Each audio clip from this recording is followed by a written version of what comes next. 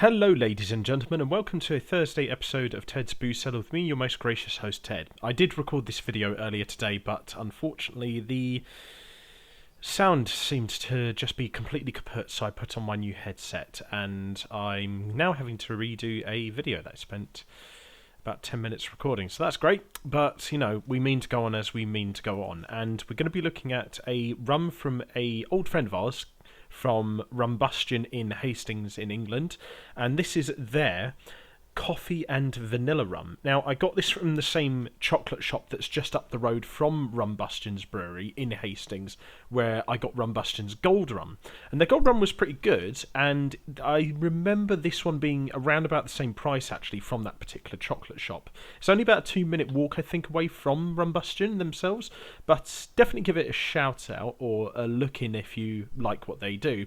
I will say that Rumbustian do look to have this particular rum out of stock on their website at the moment, so do keep tabs on that in case they update their stock. But generally speaking, I do really like the look of the label on this one. I think it kind of stands out a little bit more compared to the one from the golden rum that we reviewed from Rumbustian. That one still looks good, but I think this one just kind of stands out a little bit more based on the kind of sort of chrome, sort of bronze coffee sort of flavour of the colour here on the label, contrasted against the black, and then also similarly contrasted against the darkness of the liquid, I think stands out and makes it look really nice, actually. And it's just a nice looking bottle with a good old cork top covered in wax. So yeah, I like this. Very classically traditional rum bottle, and it just generally looks really handsome. So I'll give it a 9 out of 10. I think there could be a little bit more art design sort of woven into like the houses and the boats in the picture here, but generally speaking, I think it looks extremely handsome. So let's have a quick snifter to see what our first impressions are like.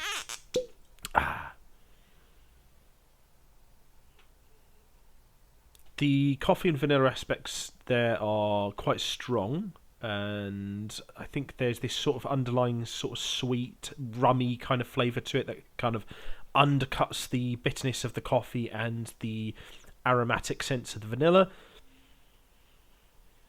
Yeah, overall it's pretty nice, but there's just a little bit of an imbalance there between some of the flavours in the nose, so I'll give it a respectable 7 out of 10. It smells nice, I just think that the flavours could be more smoothly woven into each other in the nose, but we'll have a quick snifter of it in the glass to see what the smell is properly like once it has had some room to breathe, and let's give it a proper snifter here.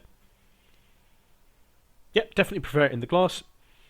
Yeah, honestly, in the glass, it's actually like getting on for like an 8.5 out of 10 for the nose. It's a lot more balanced. All the flavours speak for themselves in an equal manner, and none of them overpower each other too much. I think that the vanilla does get overpowered a little bit, but again, not very much.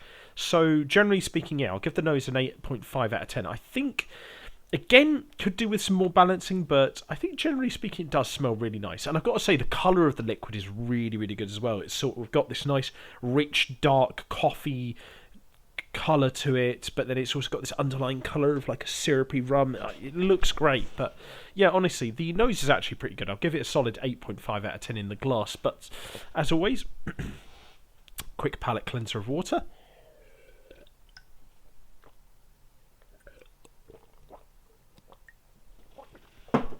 And then on to the most important part of the video, which is to see what this sucker tastes like. And to everyone at home, bottoms up, hope you have a good weekend ahead, and apologies if there's not much editing in this video, but as mentioned before, I did have some technical issues, so I apologise if I'm not in the right mood for editing tonight. But anyway, I hope you all have a good weekend ahead, and bottoms up.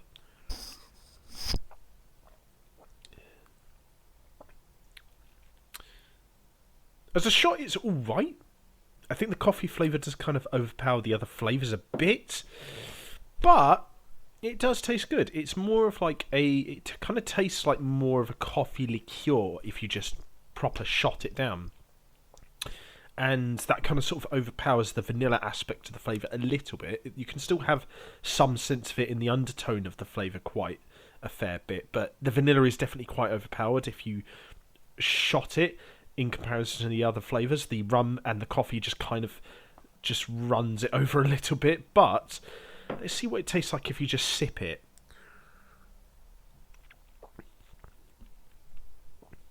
Okay, it's a lot nicer if you just sip it. You get that sort of rummy, burny after sensation once you swallow it down a little bit more smoothly. All the flavours stand out and speak for themselves a little bit more equally. Again, similar to when you smell it in the glass as compared to the bottle.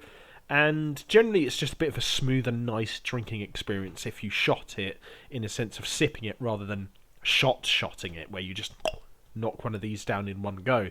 So yeah, I definitely say this is more of a sipping drink if you're having it neat, but I feel like the characteristics of this with the slightly sweet vanilla and rum aspects and the sort of bitterness of the coffee would actually make this a really good drink to put in a creamy cocktail of some kind. You know, maybe one with like, I don't know, vanilla ice cream, coffee ice cream, some Kahula liqueur, coffee liqueur, and maybe a shot of this. I think that can make a really nice cocktail, actually. But I think as a sipping drink for being neat, it's still not too bad. But I definitely think this kind of needs something to stand out against it in a cocktail for sure. So I think it actually probably would work quite well in a espresso martini, perhaps. But yeah, honestly, I really like this drink. It is definitely feels more like a cocktail drink, but as a sipping drink it's nice, but definitely sipping, not shotting. So I think if you put in a cocktail, you could probably imagine it being close to an 8.75 out of 10. I think if you're just sipping it, it's an 8, and then if you're knocking back shots one at a time of it, it's probably like a 7. So I think that's a good range of different ways of having it, and a good range of different numerical ratings for each. So I think this is a very full-bodied, very characteristic rum of the stuff that we've seen before from Rumbustian, but I do think there are some balancing issues with some aspects of the flavour, and generally I think it could be a little bit better, but generally speaking I think it is really nice. And one thing I haven't touched on until now actually, that really actually helps the flavour quite a lot, is the smooth and minutely creamy texture that this drink has got. That really does help the flavours actually stand out really well, and is quite an understated aspect of this drink. So yeah, shout out to the texture. The texture on this is really great. Nice. But yeah, I think that's a pretty comprehensive overview of what I think of this drink. So if you guys like this video, leave a like, share and subscribe. If you have any suggestions for future episodes of Ted's Booze Cellar, let me know in the comments section down below. And if you want to check out my other social medias, I'll leave those in the video description down below. And obviously, if you do have any suggestions for future episodes of Ted's Booze Cellar in regards to drinks that I should review, or just for general video formats on this channel going forwards, then do let me know in the comments section down below. I do want to diversify my portfolio. But until next time, have fun, stay safe whatever you're doing, don't do anything I wouldn't do, wash your hands, drink responsibly, know your limits, and I'll see you guys at the bar next time on Ted's Booze Cellar. Bye bye for now.